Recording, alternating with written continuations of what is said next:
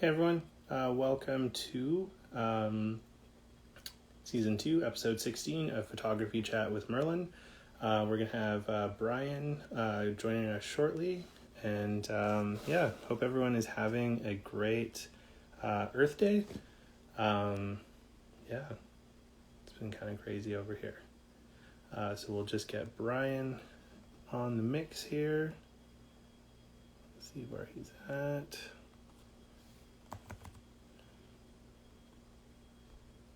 Okay. There he is. Okay. So, I'm going to invite him on.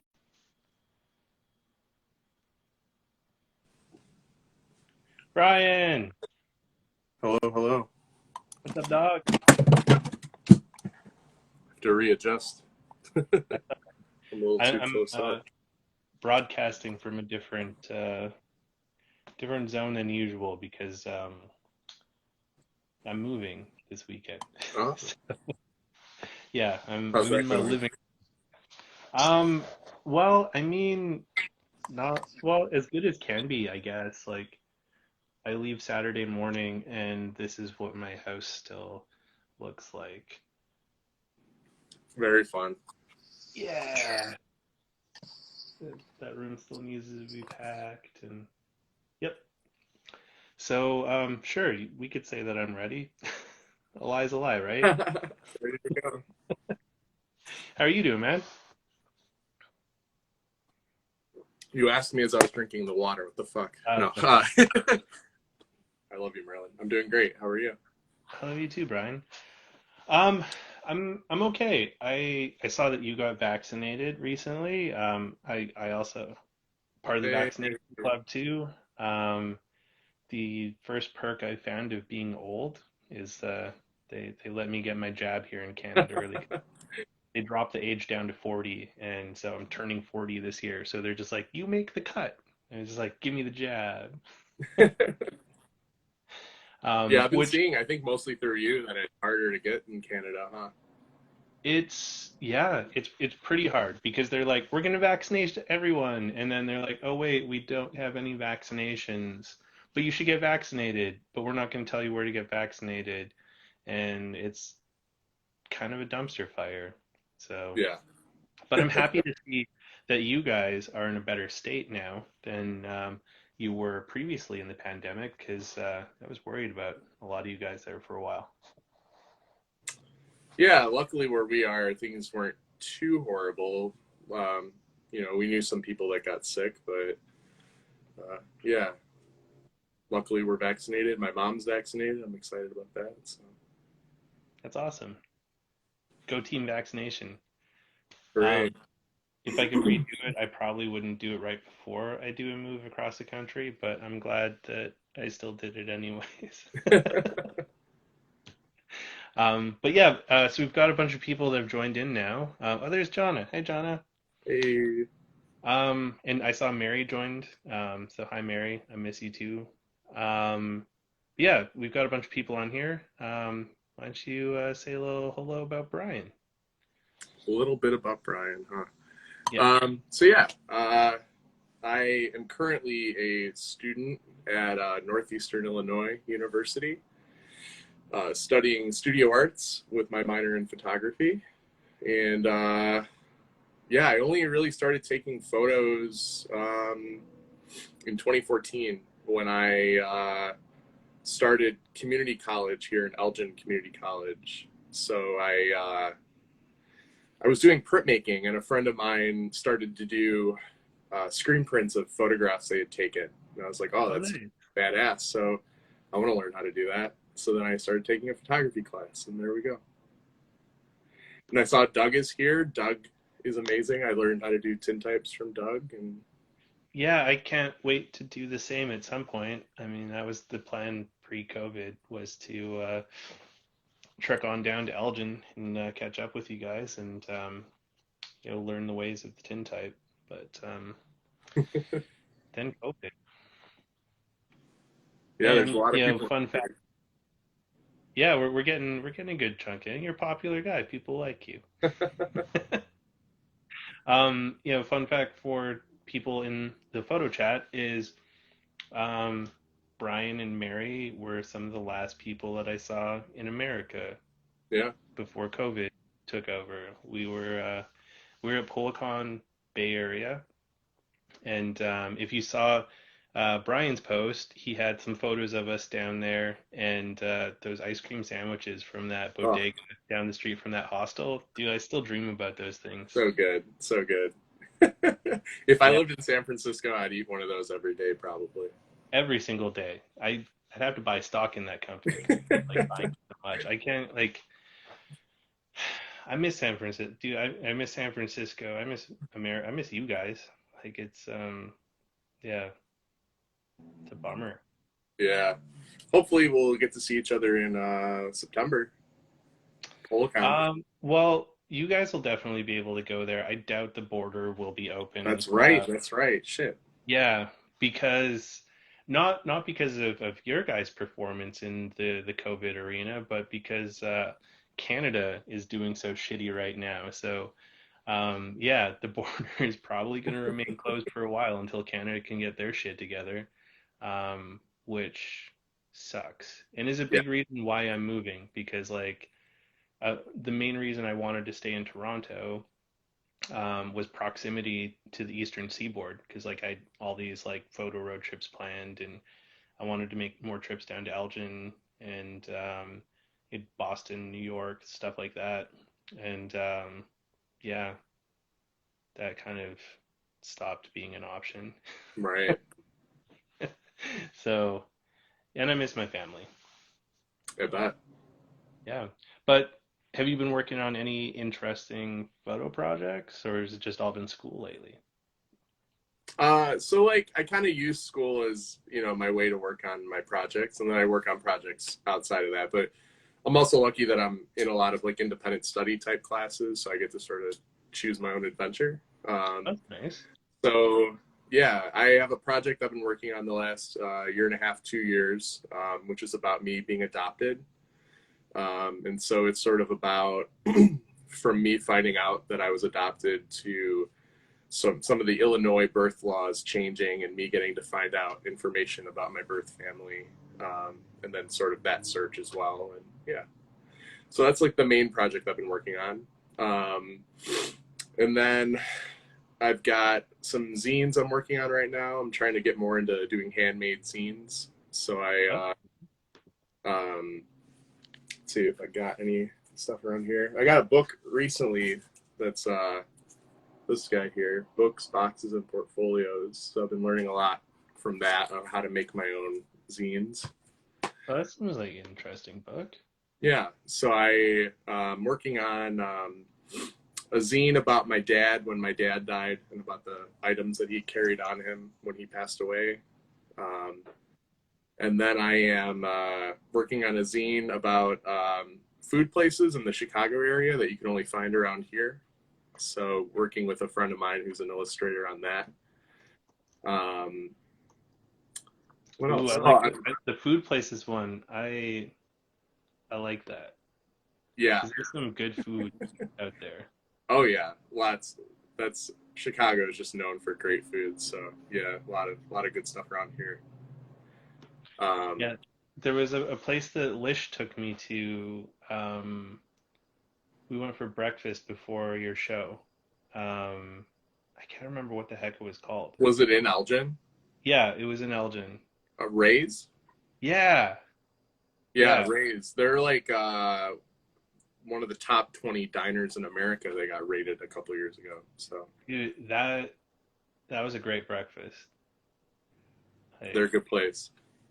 that's one thing I miss about America is like y'all don't fuck around with breakfasts. You know what? I wish I loved breakfast foods more than I do. I feel Really? like I feel like the majority of the time I go to a breakfast place, I order like lunch food or something, and then and then I feel sad that I didn't get French toast or something. See, well, I don't really like French toast either. But like, dude, the one thing that like kills me when I'm in the States is I fucking love biscuits and gravy. It just like give me carbs and fat with salt, Yeah. please.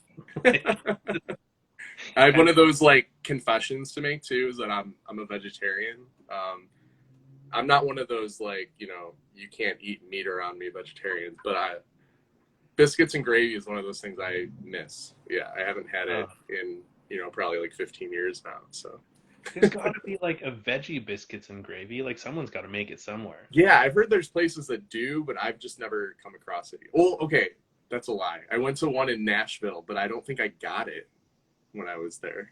Uh, yeah, Nashville's got some good food too. I did the hot chicken when I was there, and it's definitely hot.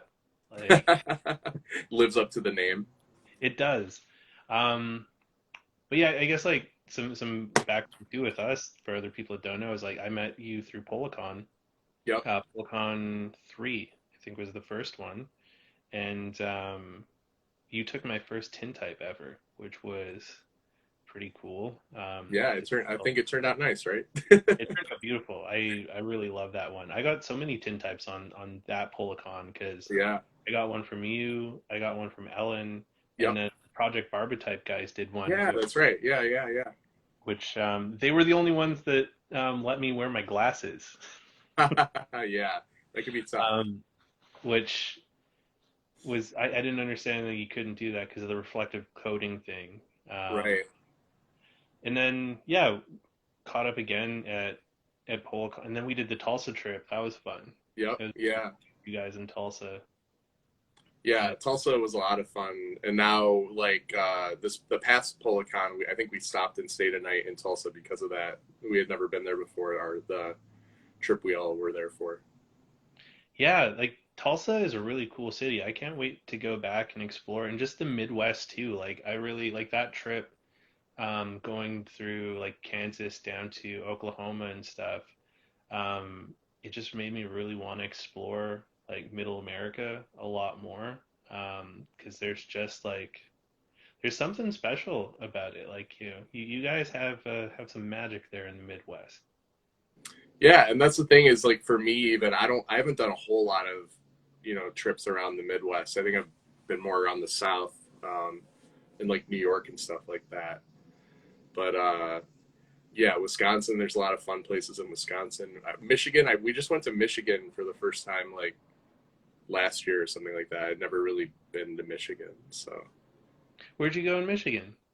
um, is it Saugatuck? I think we went to Saugatuck. Okay, I'm not familiar with that. But like Michigan's an interesting one. Like I explored it a little bit when I drove down to Chicago for your show, um, which I regret now doing that in one drive, because like 11 hours was a little. I was a little burnt out by the time I got to your show, but that was so much fun. Like, um, yeah, like I think that was one of the last art shows I went to before everything ended too. Yeah, it's wild too to think that that was, every time I think about that show, it was 2019, but because it was, November of 2019, it was towards the end there. In reality, it was only 4 months before all the COVID stuff happened. So, but yeah, it feels like forever ago now. It does. Like I was just talking to a friend about that where it's just like it feels like COVID years are a lot longer than Yeah. regular years, which is super weird. But I'm curious, so what got you started with instant photography? Like what was the affinity with Polaroid?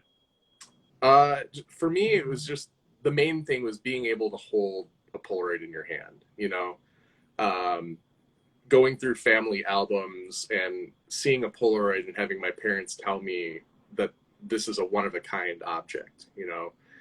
So I've always seen Polaroids as being different, from a regular print and, um, as it just being more of an object and something special. So, and then one of my first, memories is being a little kid and, we used to go to this furniture store a lot as a kid, and my dad would take forever to pick something out. So we would go multiple times. And there was this furniture store that had this gigantic chair, and I would always sit in it and play in it when we were there.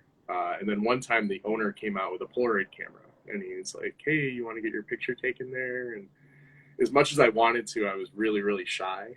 So my dad had to like pick me up and hold me there.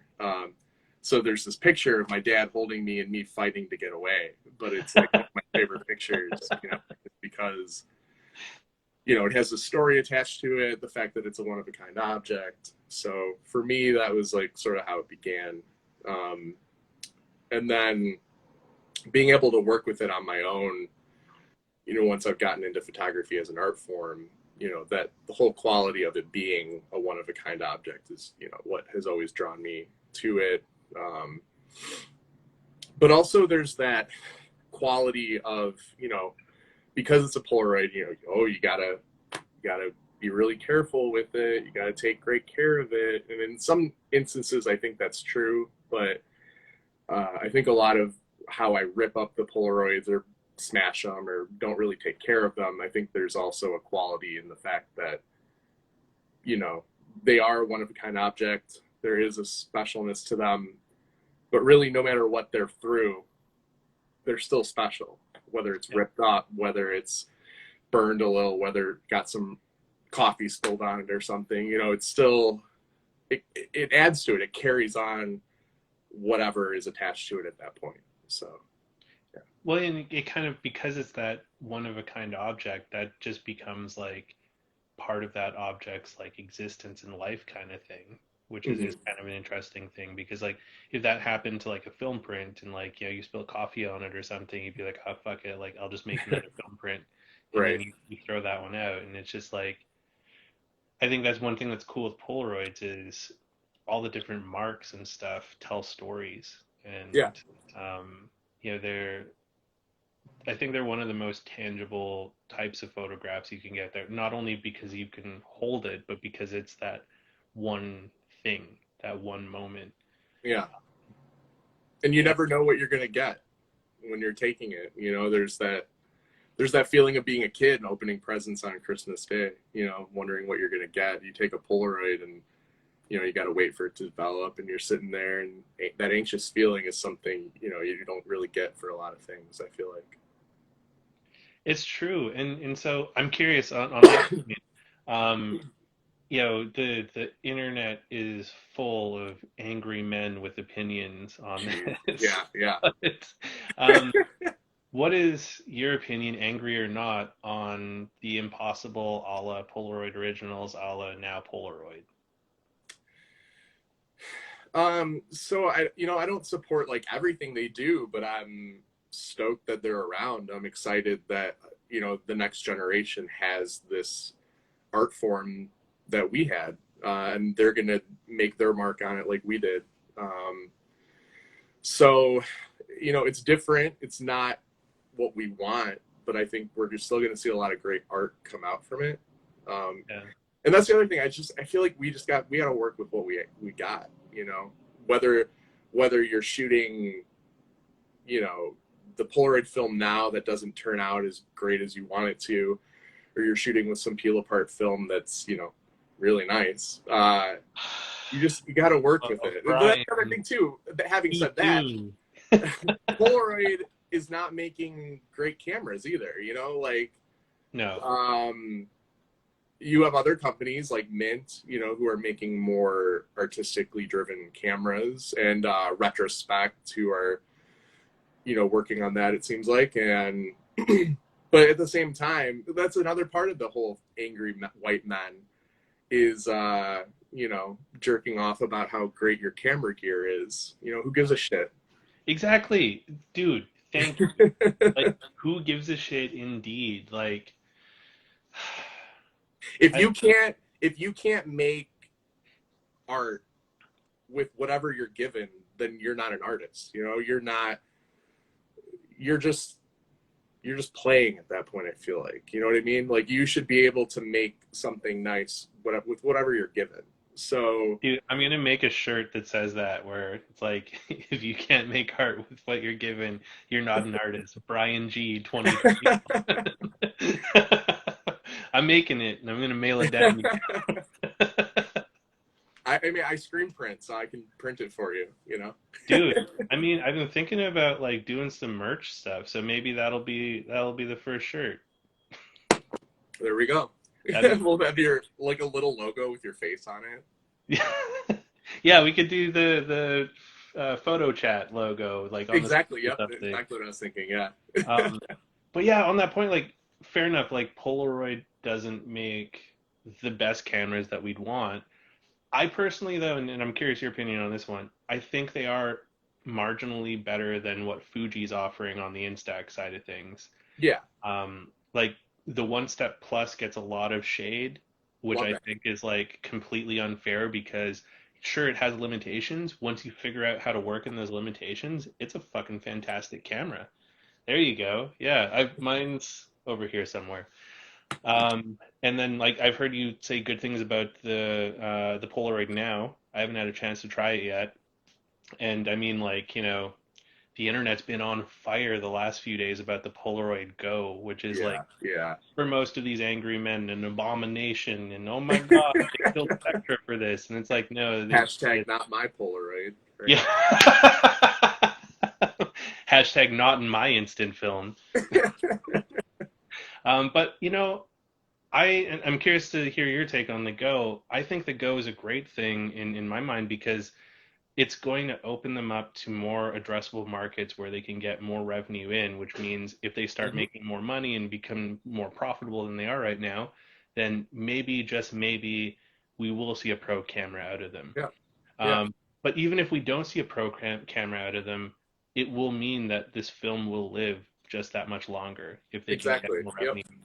And that's the important part to me is like it's it's a real privilege to still be able to shoot my SX70 and SLR 680 in all Hmm. cameras, which I mean should have been extinct in 2008, for all intents and purposes.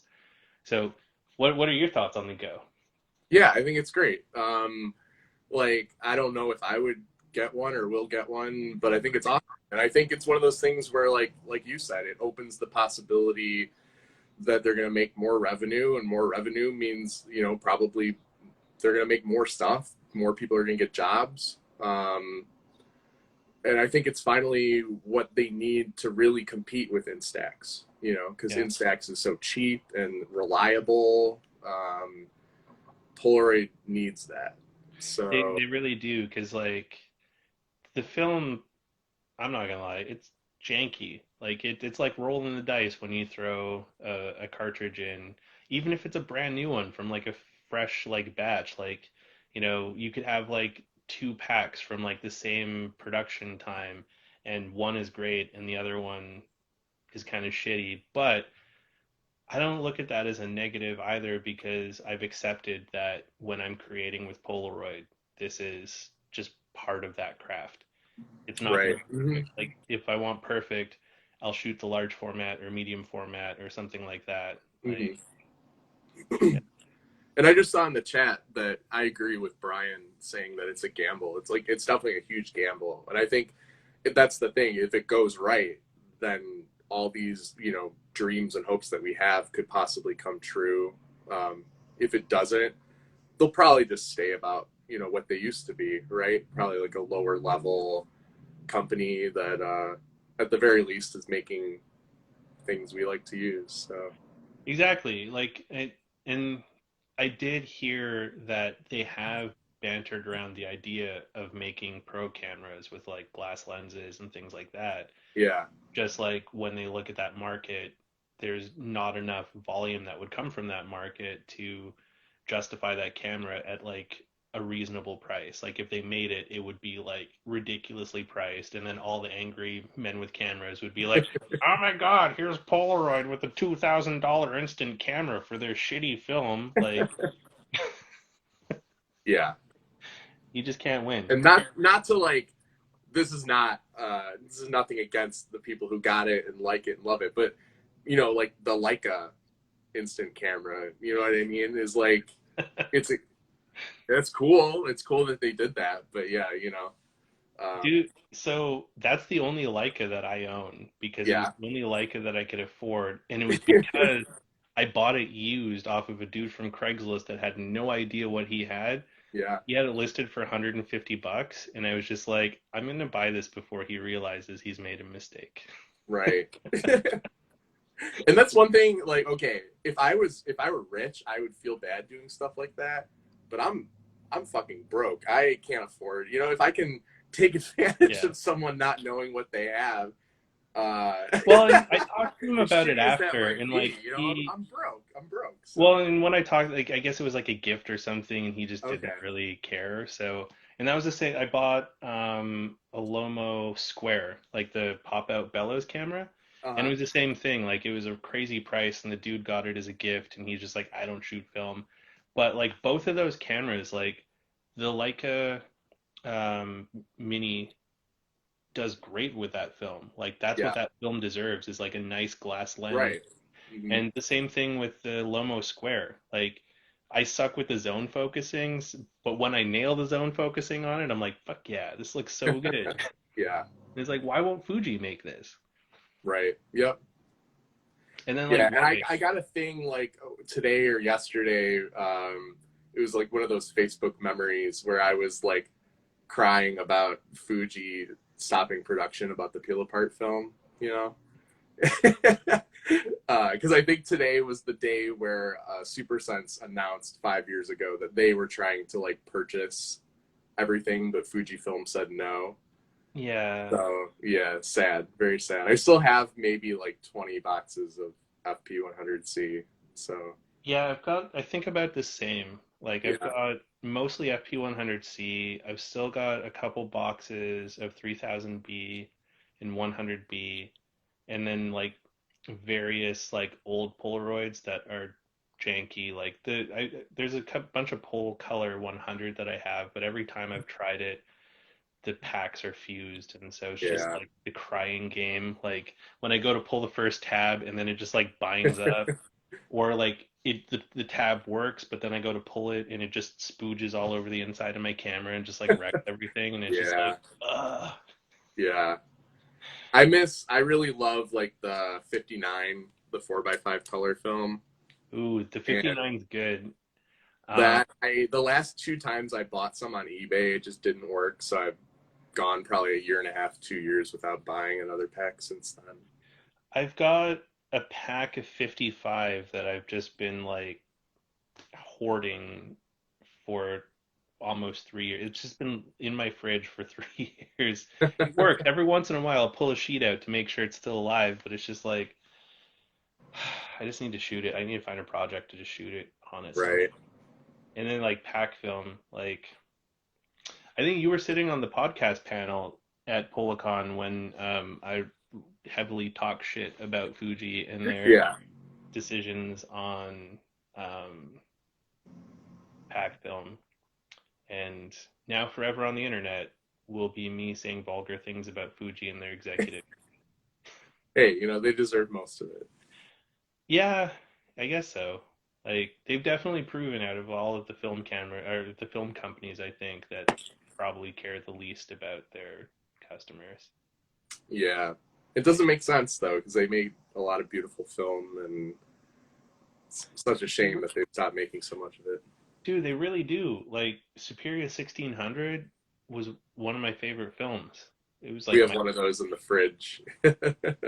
I've got a few rolls left that I'm using for a book project, and I'm just gonna be sad when it's gone because there's no other high-speed film right now other than like Portra 800 and Cinestill 800, like that's Yeah. a color, um, which is kind of a bummer. Like the that 1600 was just that was kind of a magical film. A Record 800. I've never used the Record 800. I don't think I have either. Is that something that you guys have in the shop there, Brian? I'm sure he'll get back to us in a minute. So, what was your first instant camera then? The first one that was mine was in high school. My parents got me. It was just like one of those silver, like the clamshell ones. I can't think what it was called. And it popped open. Okay, yeah. Yeah, and it came with like About two 600. packs of the 600 film. And then I just remember like just always getting film at like Walgreens and Walmart and stuff like that.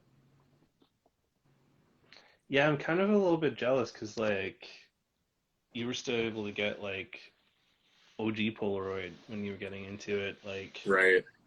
I was super late to getting into the instant film game. Like by the time I started, it was just impossible. And some expired. It's getting harder to like I don't know if you've noticed it down there, but it's getting harder to find expired 600 now. Yeah, yeah, and find hard to find stuff that still works. Yeah. Yeah. I I do have to say though, when I first got into shooting like a little more professionally, it was like the last year and a half, 2 years of Fuji's like the FP 100, you know. So at first when I got it, and it was great. It was like $7 a pack, and Yeah. loving this. I here let me here. I found this big shot at a yard sale for $10, and I have the original box too. But yeah, so at the time, I just started buying a ton of the FP, and um, you know, I saw the pictures that Warhol took of like Muhammad Ali and Mick Jagger and Debbie Harry, and just like, you know, I gotta have this camera. Um, and then just being lucky enough to find one for $10. But this one broke. I don't know if you could tell, but someone stepped on it. Oh shit. So I like put it back together with cardboard. Do you So have another one or is just that one? I do. I do have Okay. another one. I actually have two because I have the one that I take tintypes in, although I haven't done it in a while. But yeah. That's cool that you modified it to do tintypes. Yeah, and it's like super easy. All you have to do is take the old, you know, the FP100C cartridges and sort of uh, glue some plastic in there to fit like a wet plate. Okay. Um, and that's pretty much it. Yeah, and then you can just shoot wet plate in like a Polaroid camera. Yeah, I've been trying to mess around with my big shot so I can get it to fire strobes so that I don't have to Yeah, dick around with flash cubes. yeah. Mm, I haven't really found a good way to do it yet that's not super janky.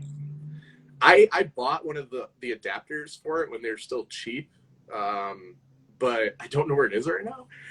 It's like buried away somewhere in my vast collection of things. I picked up one of those adapters, but I found that it didn't consistently work all the Mm, time, okay. which was kind of annoying. Um, yeah. But that was like I got the big shot because I kind of wanted to play with it if I could get it to work with studio strobes. Hmm. Um, but yeah, if I can get it to work with studio strobes, maybe I'll do the tintype conversion at one point when I figure out the magic of the tintype. Yeah, Um, definitely. yeah, and when I was looking through photos for the post, I came across um, a photo of you in Tulsa after you shot Jason with the big shot. Oh yeah, yeah, It was always good to see the big shot. yeah. Um, People love it. John had a question here. Do you guys both incorporate New 55 into your collection? Curious to hear your thoughts, and will you be investing in the Lomo graph lock? So I've shot with the new 55, um, and I like it. But when I was shooting with it, I know there was like problems with consistency. So like I would buy a pack, and then two of the three shots didn't work sometimes. Oh, okay. So I got kind of frustrated with it, just because like I didn't really have the money to be wasting like that. But I've heard good things that it's like a little more consistent now. Um, and I was lucky enough to shoot with some of the color stuff that they had when they Oh, released it. nice. I just got one pack, so I only got a couple nice shots out of it. But yeah, I like it. Oh, and then the graph lock, the Lomo graph lock. Yeah. I think it's cool. I think it's a good idea. I've heard they're having a lot of problems with it. It seems like, and delays.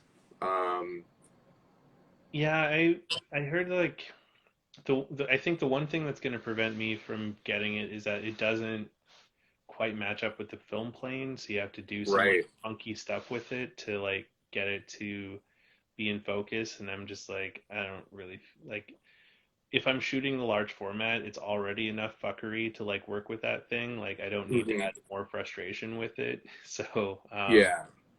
I think I'll avoid it. But one thing that I think is going to change my 4x5 game here is I took Dave Rollins' advice, Israel, for 4x5 processing.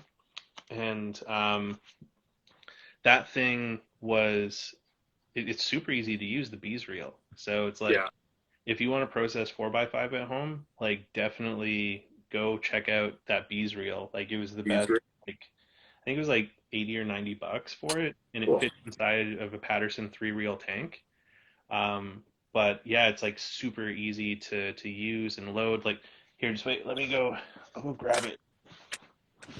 I can show you.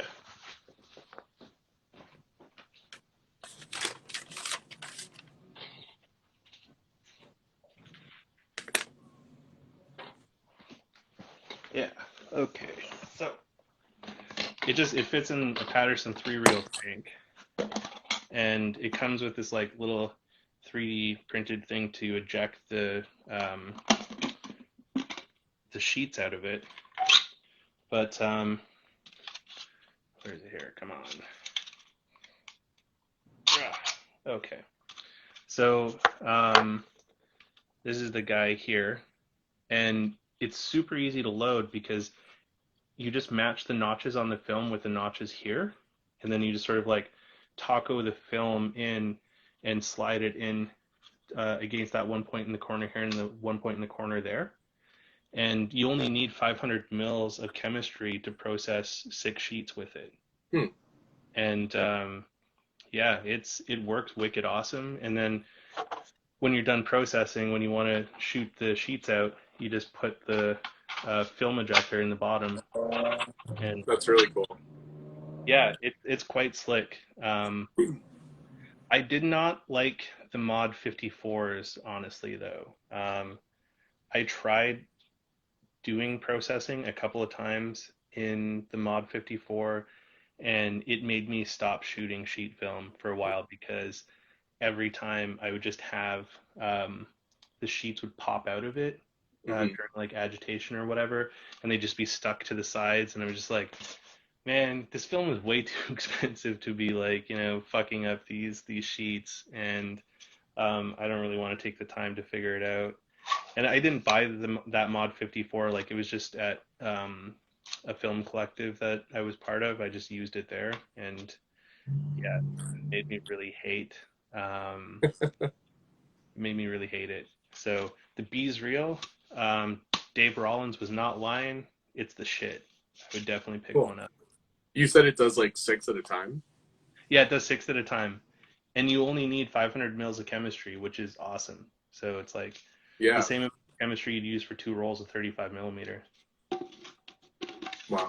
So yeah, and the because it's pressure fitted into the sort of like snail look here.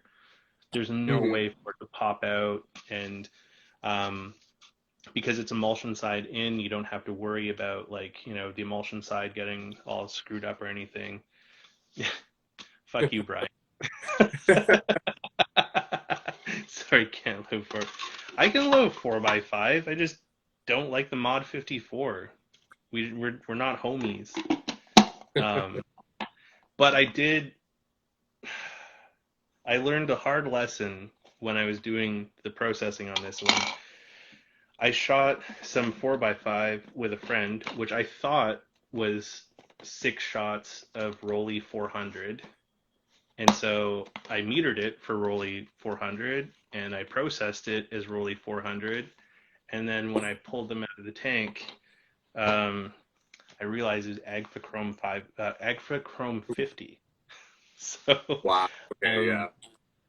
yeah, much lower film speed, so very underexposed and completely wrong chemistry. But I still got images, which was kind of amazing. Um, I'm just gonna have to do a lot of dicking around with scanning though to like get something usable Right. out of it. So yeah, mark your film holders, kids, is the lesson there, I think, because Yeah, I no, that's loaded those true. film holders. Well, yeah, I loaded those film holders in 2019, so like they've just been sitting around my house for ages. That's how much I hated the Mod 54. I tried to shoot some 4x5 a couple months ago, and I had holders that I had written what type of film was in there. Nice. I took all this time to do the shoot, real careful, and then I go to process and realize that there was no film in them, that I never took the tape off. So yeah, and I should have checked before, but yeah, so mad at myself. See, so I checked because I was like, is there something in here? So I went in a dark room and I just like slid it up just ever so slightly to just feel that a sheet was in there. I'm like, there's a sheet in here, and I'm pretty sure it's Rolly because the last film I bought was a whole bunch of Rolly, and it wasn't. Um, yeah. So these are the joys of large format photography. Oh yeah. If you want to get into it out there, kids. Um, yeah. Did you ever? The other thing too is like, sorry. Oh, sorry. Go ahead. No, I was just saying like for 4x5 and 8x10 film is super expensive, and so like what I was doing at first was just shooting the like darkroom paper instead of film, Nice. and just making the paper negatives. And those still turned out really, really nice. So yeah, to anyone who wants to get into 4x5 without the 4x5 prices, that's a good way to go. Yeah, and the thing that's nice with that too is you can do all of that under dark light too. Yeah. You don't have to do it in complete darkness, which I find kind of frustrating when I'm loading the 4x5 holders is I don't like doing them in the change bag because it's just like I have a very small change bag, so it's hard to do 4x5 in them. So I usually like I put like sorry, I put tape up my bathroom window with cardboard and then Yeah. like, put a towel on the bottom, turn all the lights off in my apartment and go like in the bathroom and then just load up the holders in there like that. But with the paper, like you can just do all that in red light, which is kind of nice. Great. Yeah. And then just do a contact print, right? Yeah. Or JP. that, or if you just like, if you don't want to go through all the trouble, you could just scan it and you could make like a digital negative even. But yeah. Where is it here? I had a student once who kept on taking out the 4x5 and coming back and developing and not having their film work out. Oh, interesting. Yeah. I've never tried cutting down 8x10, but like that's so your plan with the paper is what I think I'm going to do with the 8x10. So I'm planning on picking up an 8x10 off of Armand in a couple of months. Nice. And it was Troy's old 8x10. Oh, cool. Uh, yeah, which is kind of cool. But just to get sort of like my legs under me with 8x10, I think I'm gonna do like just the 8 by because I have tons of 8x10 paper. Right. So I'm gonna mess with that, and then I did just recently pick up a Polaroid 8x10 processor and a couple of holders. Yeah, that's So right. I heard that. Yeah. yeah, Congratulations. yeah, dude, It was a really good deal. It was hard to pass up because I got it and a couple of holders for like what just the processor is going for on eBay. Um, and one of the holders is like brand new in box, so it was just like, yay. But it felt kind of like chicken before the egg kind of thing.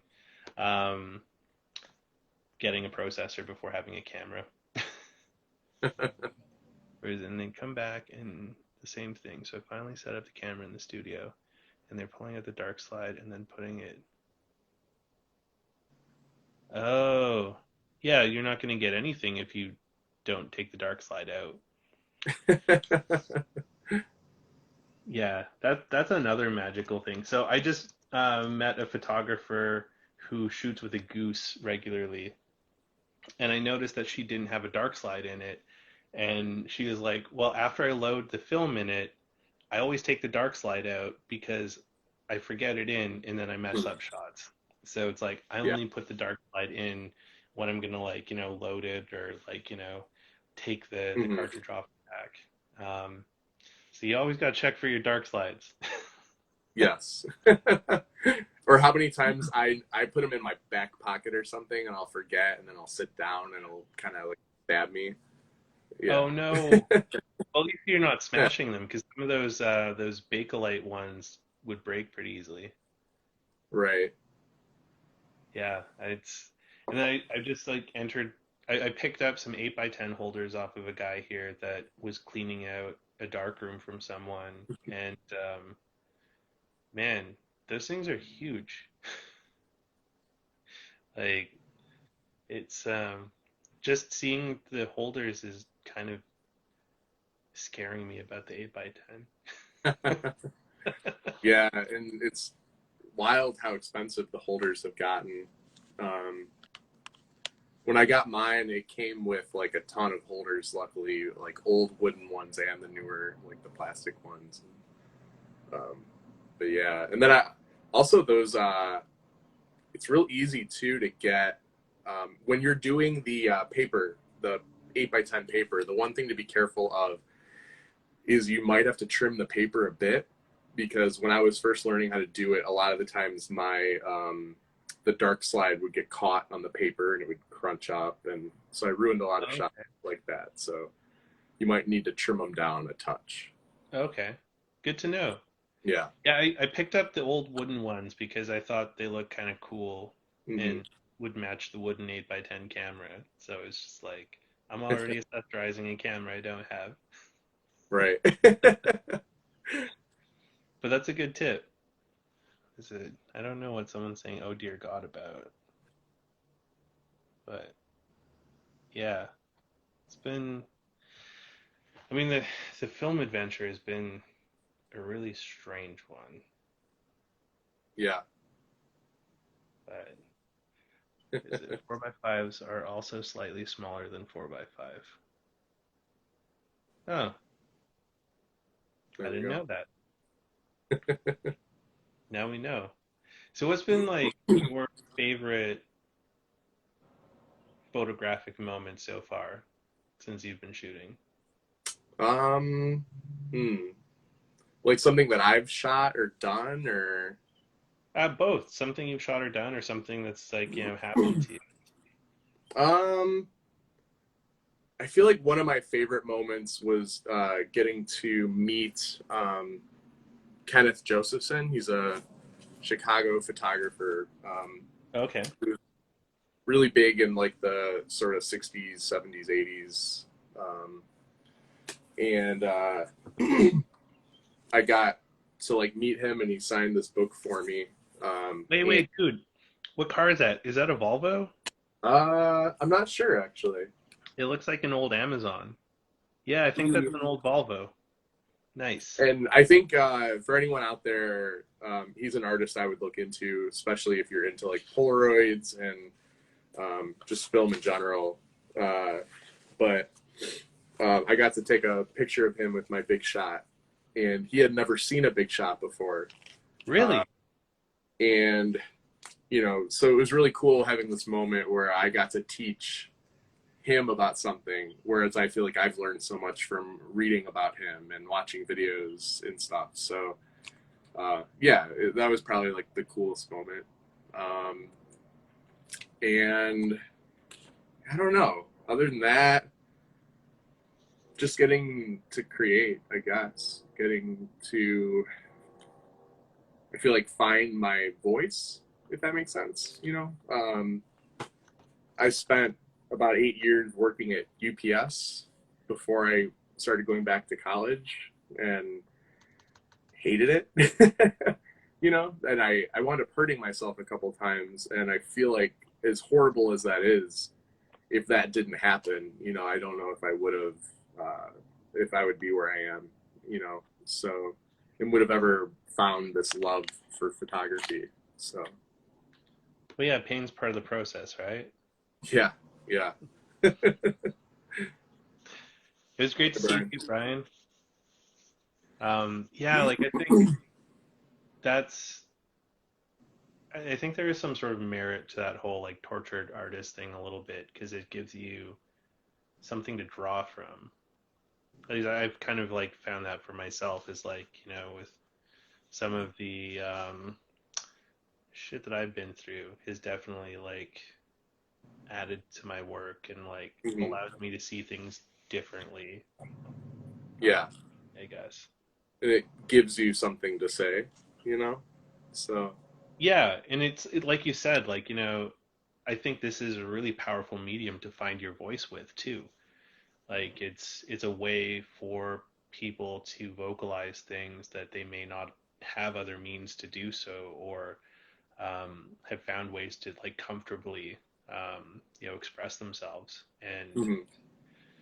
I think photography is a powerful medium in that sense for being able to do that. Um, and on that one, I'm curious. So, like popping in, and I haven't been in Clubhouse in a couple of weeks because I've been just busy with the move and stuff. But a common theme and thread that I kept hearing on Clubhouse, and also just in general, like talking to people, is that this idea that Instagram is dead and the platform is like over. And I'm kind of curious, like, what your thoughts are on that. Yeah, I mean, I feel like it's definitely not as good as it used to be. Like once Facebook took over and they started messing with the algorithm, and you just hear so much shit about artists being sort of blacklisted for stupid shit, whether they say something politically or they, oh God, they posted nudity, worst thing in the world. Yeah, So God forbid. yeah, so I mean, if Instagram is dead, then that's fine. I'll move wherever the next thing is happening, and that's like one of those things that's going to happen anyways. Um, you know, think about the social medias that we've gone through in our lifetime. So there's always going to be something next. It's true, yeah, because like fuck, man, I used to have a MySpace account way back in the day, and Before MySpace, I had Live Journal. dude, I didn't have a live journal, but I think I had like a blog spot or something like that. And then Yeah. like way back in the day, I had like GeoCities websites out the fucking wazoo. Like, yeah, ooh, high five. Shit, I have not thought about high five in a really long time. I Um, haven't heard of that one. it was kind of terrible. Maybe it was Yeah. Canadian only. But yeah, it's interesting seeing how the different social media platforms have evolved for sure in our lifetime so far. Um, Instagram I find kind of curious though because it definitely like there has been a degradation in it for sure since Facebook has purchased it and they've tried to as much as possible inflict their corporate values into it. Um, but they haven't been able to do it completely because the community pushes back on them. And that's one of the things I kind of find interesting about it is it's maybe one of the more democratic like social media platforms out there. Like, they've had to like revert changes that they've done because like the user community pushed back so hard that Facebook was like, oh shit, Yeah. we just kidding, sorry. And like that doesn't happen on any other platforms out there, which is kind of interesting. So, as much as it's owned by Facebook and everything, outside of like shutting it down completely or restricting everything, they don't really have much control over it because the community is just so large on it, um, which is kind of an interesting thing with it. Like, I still derive a lot of value out of it, Yeah. I but think I think it's a great way for people to, find out about each other. It's never going to replace, you know, meeting in person or going to a gallery or correct. whatever that, looking at a photo book or something like that. But it has its place and it has its value. And there's so many friendships and, you know, professional like ways that I've sold work or met people who I've, you know, done work with through Instagram. So it definitely has its value. As Who is Elton? Mary is saying Elton is mad. the dog, if you Oh, could hear the dog barking. Dave made a comment here that Instagram was always fake. I want to see more real life stuff. And I kind of have a counter to that. Um, Instagram is just the medium. The people are fake. I think like the vast majority of people that use Instagram are fake.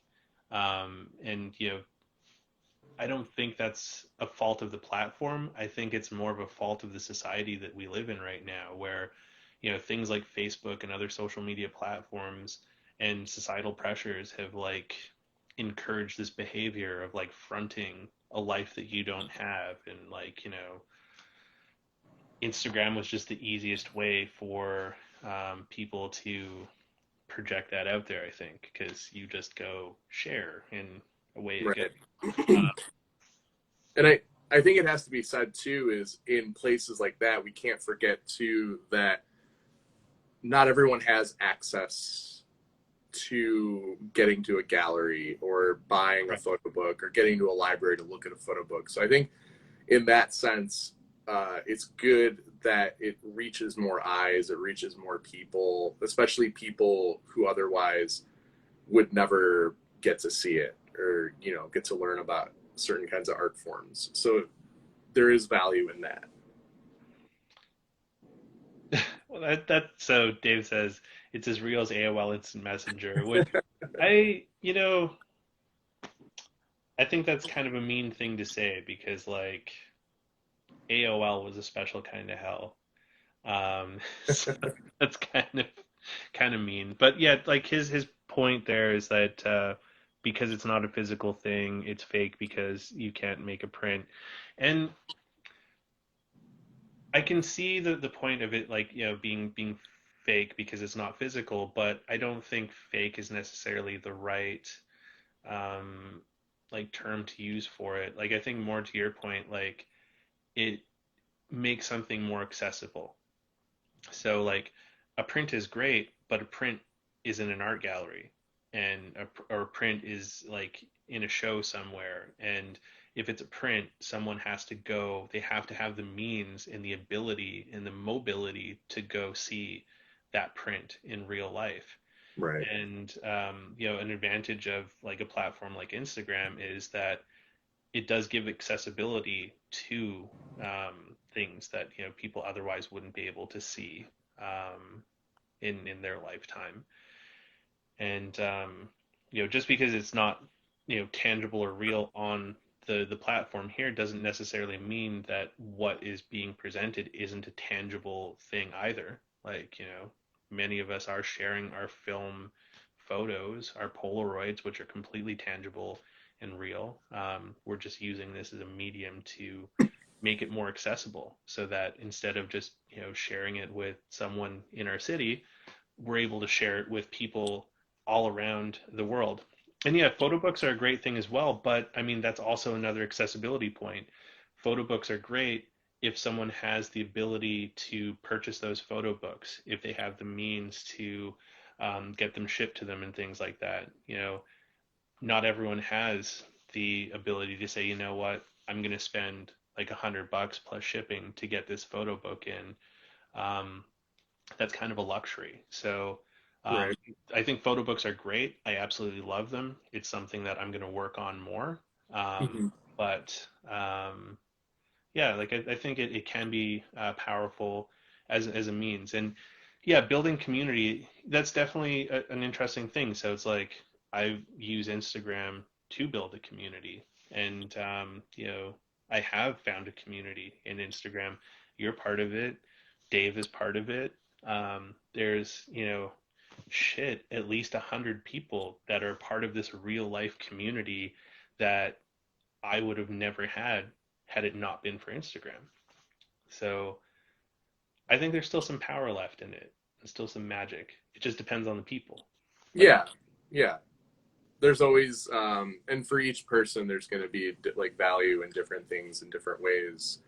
Absolutely. And for some people, the only way they're ever going to see a Cartier-Bresson photo is on their phone, on their Yeah. phones, and so um, yeah. Stanley Phillips Film says, "How do I join your community?" Well, I mean, you're already here. Give me a follow. I'll follow you back. I'll check out your stuff. You want to be on the chat sometime? Let me know. Send me a DM, and I can schedule you in for a chat, and you can talk about yourself and your work, and that's how you can be part of this community. The photo chat is, I really only started it because I was bored and stuck in the COVID lockdowns and was going out of my mind, and have just continued doing it because people want to listen, and people want to join in, and so the photo chats are open for anyone. So Stanley, if you're interested, send me a DM, and you can be on an upcoming photo chat, and you can share your work and your opinions and views, and you know whatever you want to talk about. Yeah, and as far as like in-person stuff, like Dave's talking about, for anyone who's in the Chicago land area, suburbs, or even neighboring states, we have a lot planned to do, Polaroid events here in the Chicago area. So definitely trying to build that up. I know a lot of people in the area who are shooting Polaroids, but I don't feel yet like we have that like community, and I'm sure COVID has not helped. So uh, Yeah, yeah, COVID once really. things are a little more, Yeah, yeah, exactly. Once things are a bit safer, because like I mean, that was Polacon was almost like Mecca for me. Like once I was like, how did I not know this was a thing? Like yeah, it was like the one thing that I always look forward to was like going to Polacon. Like the workshops were great and everything, but the more important thing for me about Polacon was the community, like being able to go down and see you and Mary and Armand and Daniel and hmm, Alex, and like everyone that like comes from all over.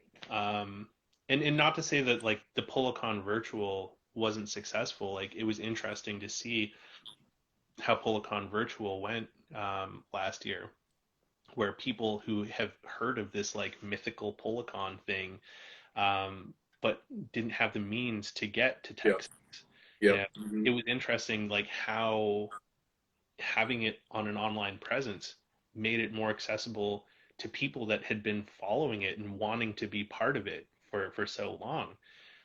So I think there definitely is a lot of great value in integrating, internet things into real life things, hmm, to bond and connect people that don't have means to get there. Like, right, yeah, I'm lucky that like I can fly down. Well, in the before time, I was able to fly down to Texas and like hang out. And that's yeah, Dave makes a great point. That's where I yeah, met Dave as well.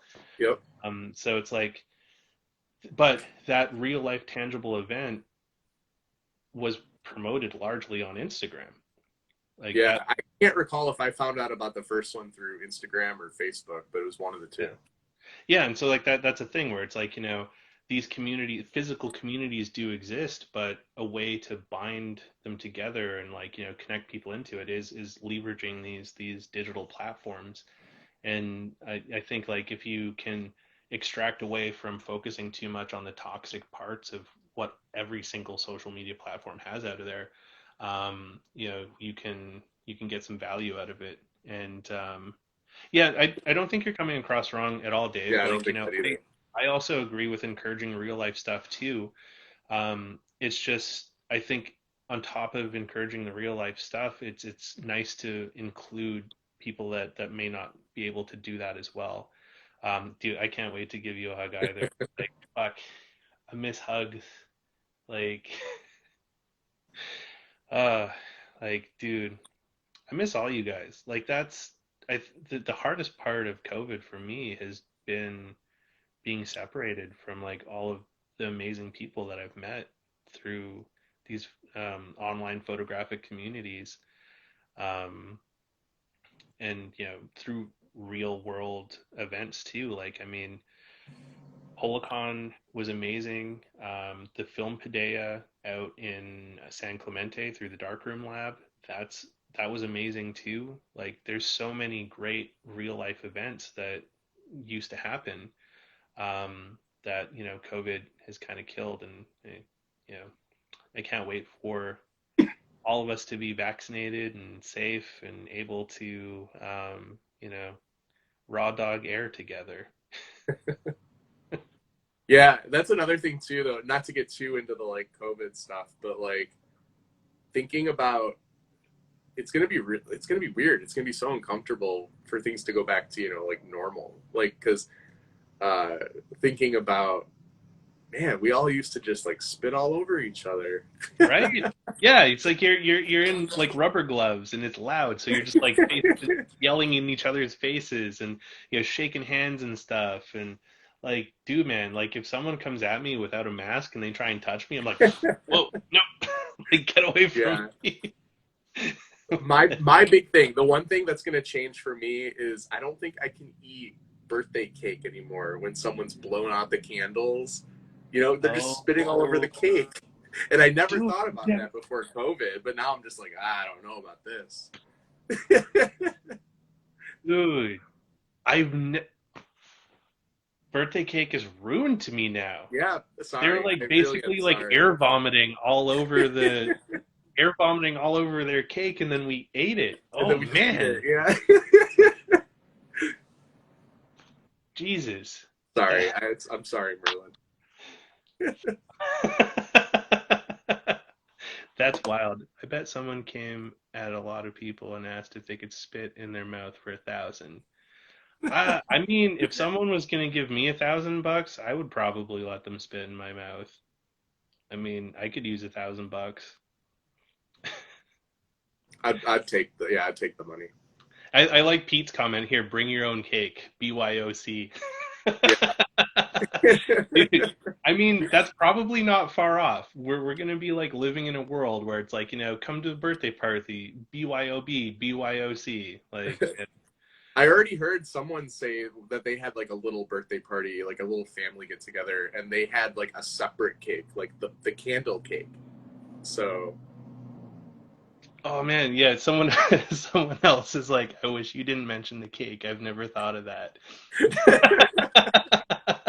I think you've ruined a lot of people's evening. sorry, everyone. Yeah, and shaking hands. Yeah, that's the one.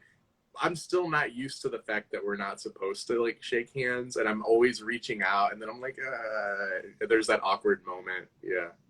Yeah, I think we'll touch wieners now. I mean, I basically we were touching each other's wieners when we were shaking hands because most dudes don't wash their hands properly anyway. Ooh, So yeah, yeah, there's food for thought. yeah. But yeah, that is a weird one too because like I work in like a salesy type corporate job, and so it was always about like shaking hands and like what's up, and yeah, it's weird to like be like okay like elbow. When Yeah. someone goes in for it, I'm just like, no, I'm not going to touch you. Like this is, we don't do this anymore. This is, you know, I need an adult. Elbow daps is the new handshakes. Yeah, it is weird. I don't really like the elbow daps. Um, yeah, very strange. Like the new world, I don't know, man. We're just gonna have to get used to it because Yeah. the old world is not gonna come back anytime soon. Like, yeah. Yeah, the It's elbow gonna does be. feel so far the consensus online is that the elbow feels weird. It feels like an attack from Mortal Kombat. Yeah. Yeah, I agree with that.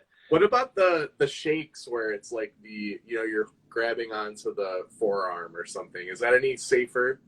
I don't think it's safer because like you're touching. So it's like Yeah. you're probably leaving Especially if you're not wearing long sleeves. So exactly, yeah. Sam says here, it's weird if you make it weird. It can be a lot of fun. I mean, that could be said about almost anything. true. Yeah. So I do like a little bit of weird. I see the tapping feet. That one I can't get behind the tapping feet. I could get it. Where is it here? Bowing would be interesting. Hmm. There's not too many people I respect enough to want to bow to them though. So And I have a bad back, so I think all the bowing would hurt. so yeah, if I'd have to bowing like becomes curtsy. like an acceptable thing, you could get a medical exemption card for it's like Yeah, sorry I can't bow, sorry. I got a bad back, Bad back. Yeah, I'll just curtsy. Yeah, exactly, curtsy. Or Yeah, just until my like knees give out. I do like the yeah, that one which goes good with masks. Hmm. I'm not upset about masks because I can cuss people out now and they can't really see that I'm doing that. I enjoy that a lot. Um, yeah. And I've also kind of dug that I don't have to get haircuts anymore, really. I just keep my own hair and it's just kind of become acceptable that like we're all a little scruffy now. Yeah, And I the long hair and the long beard looks great on you anyway. So thanks, man. Yeah, because I didn't have. I think I shaved my head just before San Francisco, so I wasn't very bearded then. yeah, I remember it was short at the time. I see there's a question.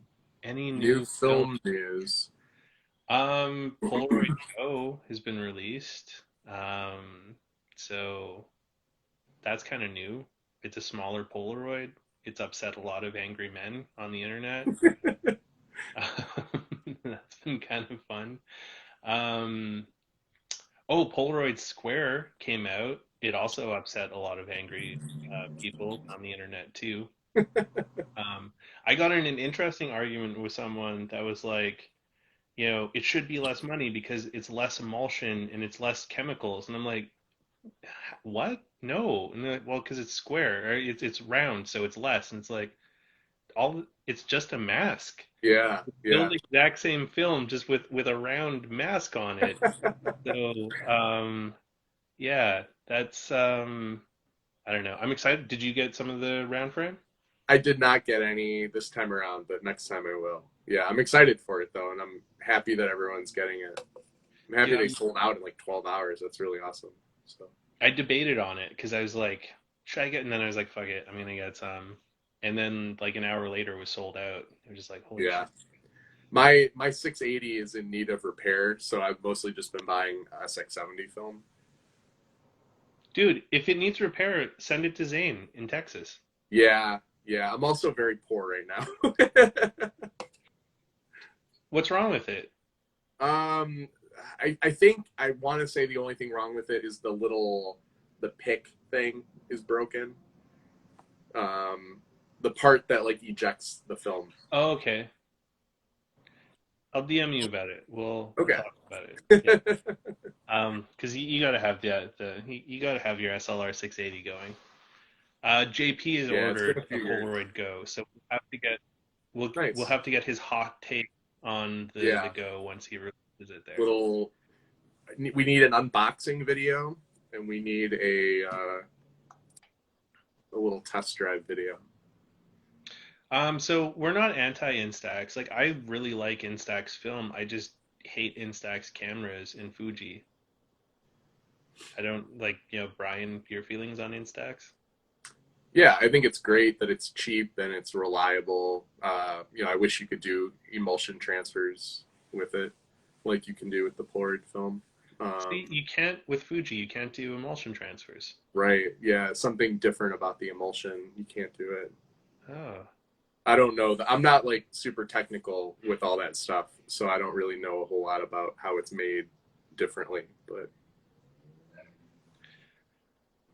Maybe it's because of the way it exposes, because like Polaroid exposes from the top and Instax exposes from the rear. So okay, it goes through the negative to expose the image. okay, Um, so maybe that's it because with Polaroid, since it's exposing on the top, you can peel the emulsion off, but Instax might be different because it's shooting the picture through the negative onto the emulsion. Um, that could be it. there we go. Yeah, Dave's I, got I the do. answer. So Dave, to your point, like I do like Instax in other cameras. So it's like I have a Leica Mini, which I love shooting mini film with that, and a Lomo Square, which is great. Um, And I do have to say, the one camera that I have used of Fuji's that I don't think is an absolute piece of shit, which I encourage people to buy all the time, is the SQ6. I think the SQ6 is a fantastic camera because it is a true analog one compared to like I think the SQ20 or something, which is like a digital printer with like a digital camera on it kind of thing, which is Hmm. kind of weird. But I like that you could do like multiple exposures and like all sorts of like cool stuff on it. And the image quality off the SQ6 is actually not too bad. The Mini 90 is decent too, but the Mini 90 is effectively the exact same as the Leica because those were the same internals. Leica just changed the body on it and put a glass lens. So the Mini 90 is like the Leica with a plastic lens. Okay. Yeah. I just got Mary's cousin McKenna just got me this, and I haven't had a Ooh, chance to use it yet. But nice. Is that the Mary square or the one mini? too, and it takes really nice pictures. Huh? Is that the square or the mini? It's a mini one. Okay. Yeah. So, and then I've got a little like purple mini Instax camera that's fun to use. JP says that he has the Taylor Swift SQ, which does not surprise me at all. It Swifty. seems kind of on brand. But the big question is, did you get the Taylor Swift film with it? Because, like, are you really a fan? Um, Thank you for joining in, Dave. I love you too, man, and we hope to chat soon. Yeah, good to talk to you on here, Dave. Yeah. We appreciate your input. Yeah, it's fun. It's always like Yeah. nice to have like input from the class and talk to JP did get the Taylor Swift film. Dude, I'm proud of you. That's I couldn't do it. I saw it at the camera store. I thought about buying it and I just couldn't bring myself to do it. I with the Taylor Swift camera, does every time you take a picture, it starts coming out and then Kanye West pulls it back in? Is that how it works? Oh my God. Dude, that That's what it should have been, at least, right? yeah, they should have called it the Taylor Swift I'm gonna let you finish edition. Yeah. I mean, you'd save a ton on film because it never actually shoots And that any you of never that. actually get to see the pictures. Yeah. Yeah. Dude, that's amazing. I like that. This is what photo chat's for these Yeah. kind of brilliant ideas out there. And I bet Fuji would build that because Fuji, yeah, I I'm think sure that, Kanye would build that if not. If Fuji wouldn't do it, Kanye would do it. I don't know. Is Kanye been okay since like the divorce and all that? I don't know. I haven't been keeping For up the with, sake for the sake of their child, I hope so. yeah. It's I'm gonna let you finish, but the Mint cameras are the best cameras. I mean, they could be right now, but I am very curious to see what the OpenSX70 stuff is going to be like. Um, Zane's sending me an OpenSX70 sonar soon Oh, that cool. I'm looking forward to playing with, and it sounds like they're getting close to making that more of a product. So that could be a really good option to the Mint cameras because, like, you know, the Mint cameras cost a mint, which is Yeah, yeah. I'd love to get one though. Yeah. yeah. Like anytime someone's like, "Yeah, I got the Mint 760. I want to do." Do you remember that anti-Donis kit where it's like, "Haven't you done well?" Yeah. Like that pops up in my mind every time I come across someone with a 760 because like I have a tiny little bit of jealousy towards that because um, they're sexy. Those are cool cameras. Yeah. Um, I'll get one in 20 years when it winds up on Craigslist or something. And you'll pick it up from a estate sale or something. Yeah, yeah. that would be the thing. um, I have an interesting story if you want me to. Yeah, dude. Yeah. In, let's hear this interesting story. All right. So it is Polaroid related. I will say that. Okay. So I don't know, when you came to my house, I don't know if you noticed, and to anyone who doesn't know me, uh, I like to collect like figures. Um, so like I have a big collection of like Ninja Turtle figures and things like that from when I was a kid, along with like artist made figures that I've gotten as an adult. And I had these like nice like Ninja Turtle figures that this artist made. I forget his name. Anyway, I put them up on eBay, and I was like, all right, I need some money. I'm going to sell these figures. Put them on eBay. Sold them because I forgot I had them on eBay. And then I was kind of sad. I was like, oh man, like these were cool. I should have kept them. So then I was like, all right, I'm going to buy something with this money that's like even cooler, that I'm going to like even more. So I wound up finding on eBay. If anyone, does everyone know, or do you know Dawood Bey, the artist No. Dawood Bey? So if you like Google Dawood Bey Polaroids, Dawood Bey is a Chicago artist who in the 90s got to work with the 20 by 24 Polaroid camera. Oh, nice. So, and if anyone's by New York, they have an exhibition right now of that stuff at the Whitney. So, because he's from the Chicago area, I found on eBay someone was selling a diptych from that work that didn't make it to the actual series. So I wound up buying this like diptych of Dawood Bey's 20 by 24 Polaroids. And so it's like a girl's face, and then it's like halfway cut off on the other Polaroid. So it's like really cool. I'm excited about it. But then when I looked to see who bought my Ninja Turtle figures, it wound up being Bobby Moynihan from Saturday Night Live. What? Yeah, yeah. And like, you know, all these cool things that he's been on. And then through that, I found that he's doing the voice of Donatello for some Ninja Turtles thing. So, Dude, yeah, it just wound up being this like weird, crazy story. that's amazing. So I'm looking at Dawood Bey's stuff here, and like, this is beautiful. Right? They're so cool. Yeah, it's like my favorite work that I've ever seen taken with the 20 by 24 Polaroid. How's like his mean mugging look? He's like, this dude means business. Yeah, he's a lot of great series. He just had a street photography book come out recently. Um, yeah, if anyone's familiar with Dawood Bey, I would definitely check out his work. Hi, Fern. Stanley got to see his show at SF MoMA. Cool. Dude, I miss art shows. Yeah, Like, I don't miss art talk because it makes me really nervous, but I miss art shows. yeah. We went to the Chicago Art Institute like a couple weeks ago. They just reopened, so we went there and did the whole social distancing, wearing masks and all that. Um, so it's cool that things are opening back up again. But yeah, I definitely miss it.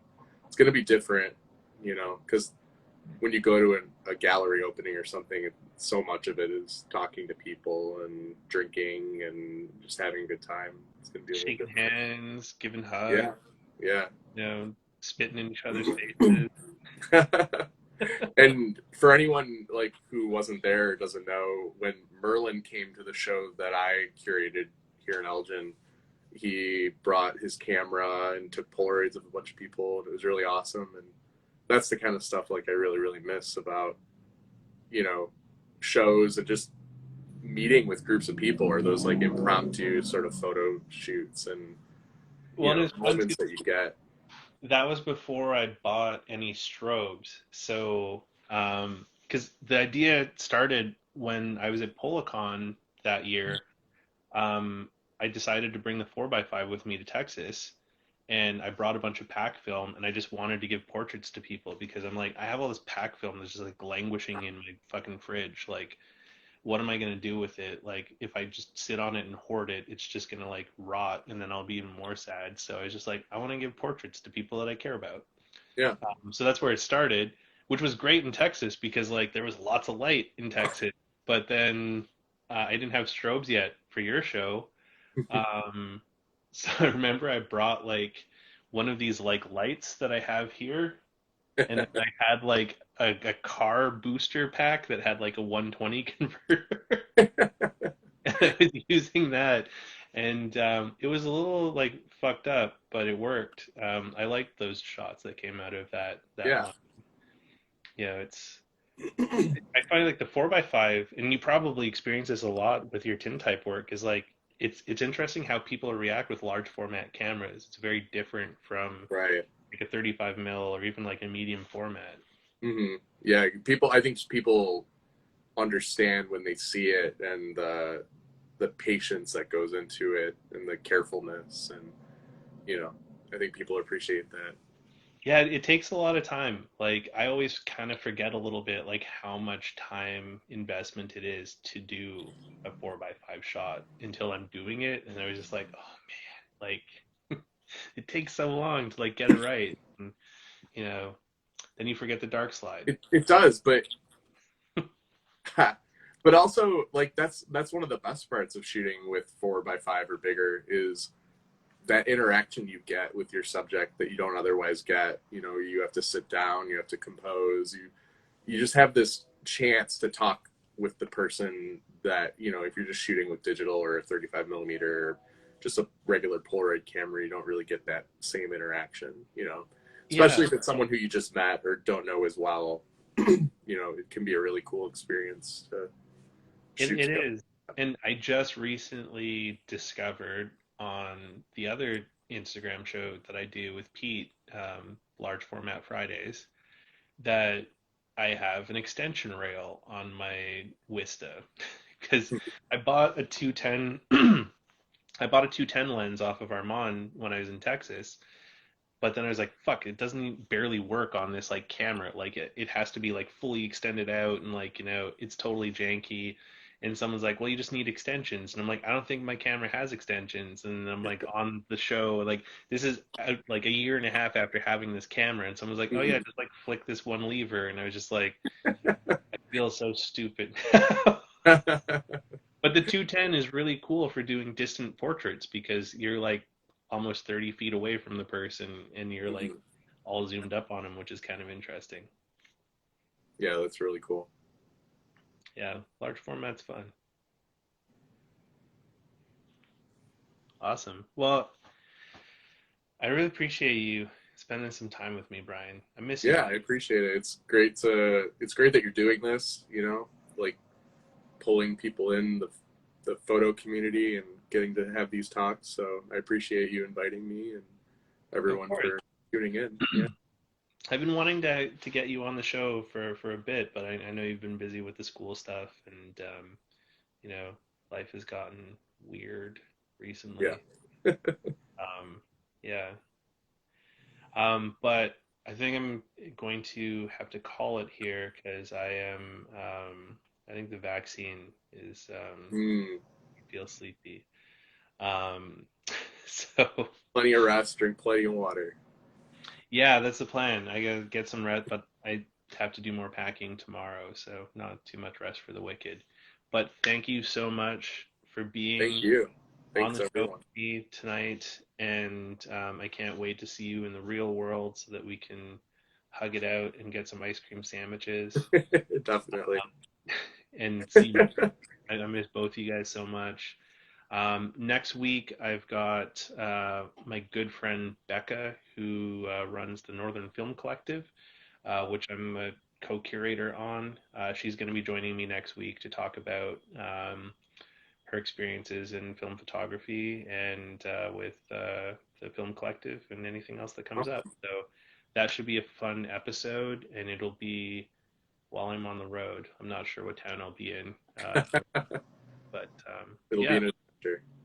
it will be an adventure. So um, yeah, thank you again so much, and thank you everyone for tuning in. Yeah. Thank you, Jeffrey. Yeah, And yeah, Jeff, Alpo Dabs to everyone. Here's Alpha Dabs. Yeah, we'll give some one Alpha. for all of you. Yeah. And yeah, stay safe out there. Wash your hands. if it's available, get the vaccine so that we can Yes. all, spittle on each other again one day. Yep. So we can all spit on each other's birthday cakes. Exactly. Yeah. Man, birthday cakes have been ruined forever. All right. Have a great week, everyone. Love you guys. Thanks. Okay. Bye, everyone.